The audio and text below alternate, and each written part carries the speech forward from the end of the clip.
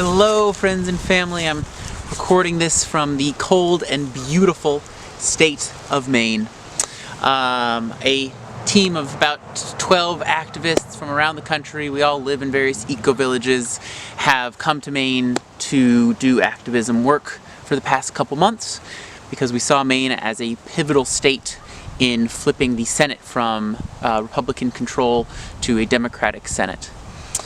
We came here with that intention, very much in the kind of bipartisan party perspective of things, and I've had deeply moving experience on the ground here, learning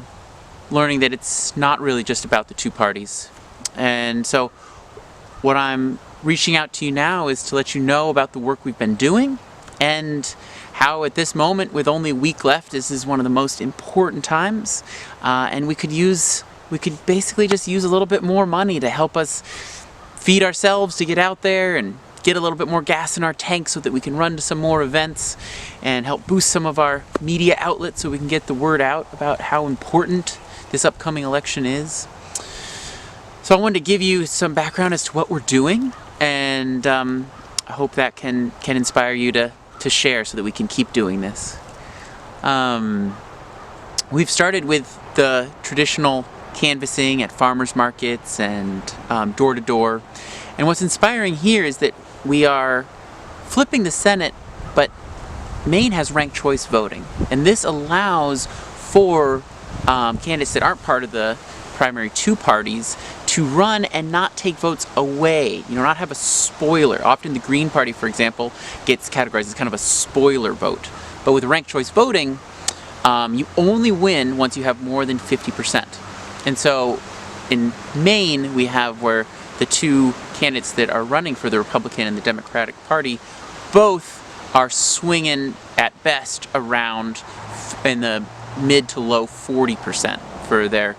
votes. And so that allows the ranked choice voting to really shine, where people can rank a more fringe candidate as their number one, and yet if their number two is one of the main party candidates, they will still, in the end, the main party candidate will still get the vote, but they'll be able to make a statement that they are wanting maybe more progressive ideals. And so we've been able to really use that a lot in Maine because in general there is a feeling of sometimes the lesser of two evils, right? When you're choosing between the kind of what had become a very centrist corporate Democrat party and then a Republican Party and GOP that I know a lot of my peers and a lot of the demographic of Maine don't necessarily want either. And so what we have shifted is we've been able to support candidate Lisa Savage, who's running as an independent and is very powerful in Medicare for all and in taking money away from soldiers and putting it towards community groups, and shifting the police activity from giving police more guns to getting more people trained in de-escalation, to go to civil unrest and to go in civil disputes. So she's also talking about shifting the current war machine factory that operates in Maine, where they're cranking out $3 billion warships, and shifting that to more creating light-speed rail and creating offshore wind turbines. And so she has a much more progressive campaign that I'm sure people watching this video would be so inspired to hear these actually world-saving ideals be proposed. And so what we've been able to do is rally support for her, but still vote the Democratic Party candidate as people's number two. And this allows a lot of voters who just kind of don't want to go to the ballot box and vote for the lesser of two evils, and they want to vote for candidates that are really going to be fighting for what they believe in. And so this inspires the young voters and the disenfranchised voters to go to the ballot box and rank Lisa Savage first, and rank the Democratic Party second. And so it's been fun to start with the farmers markets and then see, those are good, but by mid-October, a lot of the people at farmers markets are older folks, and they usually do mail-in ballots here, and so most people we talked to had already voted. And so we needed to reach out to the younger group of voters who maybe it was their first time voting, and so that's where we were really able to bring in our theatrics, you know. And so I was just so inspired to be working with a team that we hosted multi-speaker events where different local activist groups from Ameed Ahmed and the Black Lives Matter movement came and spoke, and then their indigenous leaders like Dawn Neptune got to come and speak. And each of these events we facilitated and helps young people and helps people who otherwise wouldn't vote feel like their issues are going to be talked about in this Senate race. And so it's been powerful to take the streets sometimes dressed in animal onesies doing song, and we worked with a marching band, and so we're singing and dancing and grabbing a lot of attention. And then once we have the audience's attention in the various cities, we then have other people going out and engaging with people one-on-one to kind of catch their attention and then tell them about some political candidate they can vote for, or some other issue that will, on the national scale, help flip the Senate, but engaging with that by not just, endlessly preaching on a street corner, just endlessly yelling, vote Democrat, but doing these performances and then engaging with people one-on-one about the local issues and then tying those local issues into the national platform. And so it's been incredible to do bike parties, right, where we organize a bike party where there's all these people with instruments and costumes, and some of the various officials that are running for elected seats coming with us and taking a park, and then we're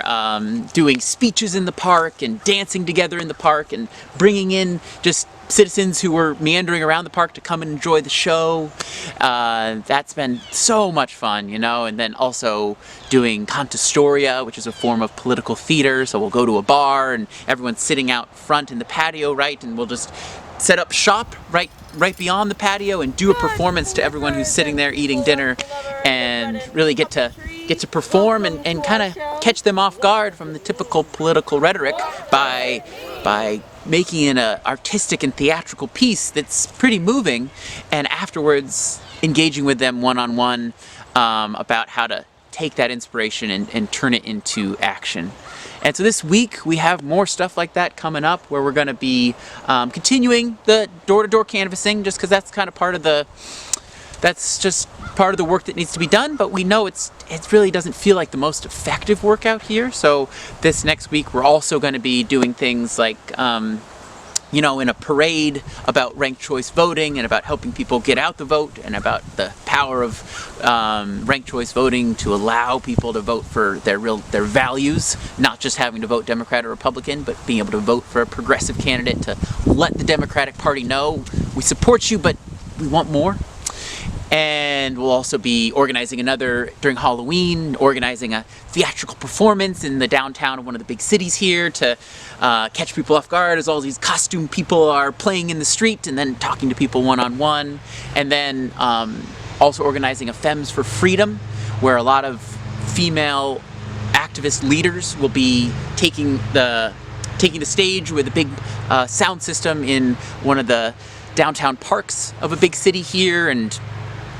having them come and talk about the political issues that matter to these various female-led activist groups, and once again tying that in with how the locals issues matter also on the national scale, so that people can get out and vote and help to flip the Senate. And then finally we're also working with a coordination of organizers that are working to help clean up the rivers here, because there's a lot of pollution in an indigenous river that is because of government policies that trickle down and result in the pollution of a sacred river for the indigenous people. And so once again we'll be bringing some of the elected officials who are running for office to come and meet with the indigenous leaders and the lawyers and have this think tank around what's the next step they can do. How can each of them leverage their position to help clean up this river and make it a sacred space for the indigenous people to be stewards of, and all Mainers to enjoy. So that's what we're doing this upcoming week. You know, it's such a multifaceted project, and we're not going to finish on November 3rd. Honestly, if you invest in us now, it's also a statement that you believe in a group of young activists that are making a lifestyle out of this work. And your money and it's kind of a vote in us. You're voting for us by doing that. And you're saying you believe in people dedicating themselves to the